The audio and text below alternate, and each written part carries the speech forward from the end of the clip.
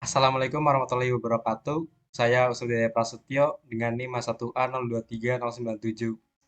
Di sini saya akan menjelaskan sedikit tentang implementasi Undang-Undang Keselamatan Kerja di bidang teknik elektro. Undang-Undang Keselamatan Kerja atau K3 adalah landasan hukum yang mengatur perlindungan bagi pekerja, meliputi berbagai aspek mulai dari perlindungan tubuh hingga penanganan bahan berbahaya. Adapun tujuan dari Undang-Undang Keselamatan Kerja. Satu, perlindungan pekerja. Undang-Undang K3 bertujuan melindungi pekerja dari risiko cedera, keracunan, dan bahaya kerja lainnya. Kedua, pencegahan kecelakaan kerja. Mencegah terjadinya kecelakaan di tempat kerja yang dapat mengancam keselamatan dan kesehatan pekerja. Ketiga, pemberdayaan dan kesadaran pekerja.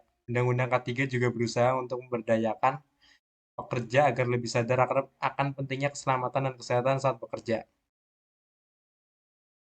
Adapun contoh studi kasus pekerjaan instalasi listrik. Satu, kompleksitas pekerjaan. Instalasi listrik membutuhkan keahlian teknis dan pengetahuan mendalam tentang sistem listrik. Dua, risiko kontak listrik.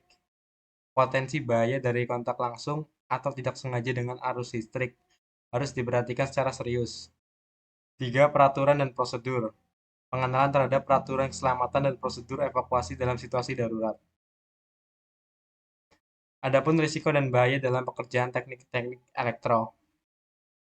Temperatur tinggi, risiko kecelakaan akibat panas dihasilkan oleh komponen listrik dalam pekerjaan teknik elektro.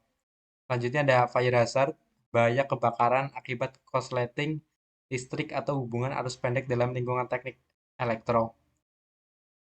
Adapun electric shock, masalah seperti aliran listrik yang dapat mengakibatkan kejutan sampai cedera serius atau kematian. Explosion risk, bahaya meledaknya komponen elektronik atau listrik dalam pekerjaan teknik elektro. Langkah-langkah pencegahan dan pengendalian risiko. Pertama, pembersihan dan pemeliharaan rutin. Penting untuk menjaga peralatan listrik dalam kondisi optimal dengan pembersihan dan pemeliharaan rutin. Kedua, penyuluhan dan pelatihan. Memberikan penyuluhan keselamatan listrik kepada tenaga kerja dan melaksanakan pelatihan yang berkaitan. Ketiga, pengaturan lingkungan kerja. Memiliki lingkungan kerja yang teratur dan aman bagi pekerja dalam pekerjaan listrik. Dan terakhir, inspeksi kualitas. Penegakan inspeksi berkala terhadap kualitas instalasi listrik yang telah dilakukan. Implementasi Undang-Undang Keselamatan Kerja pada pekerjaan teknik elektro. Satu, pelatihan keselamatan.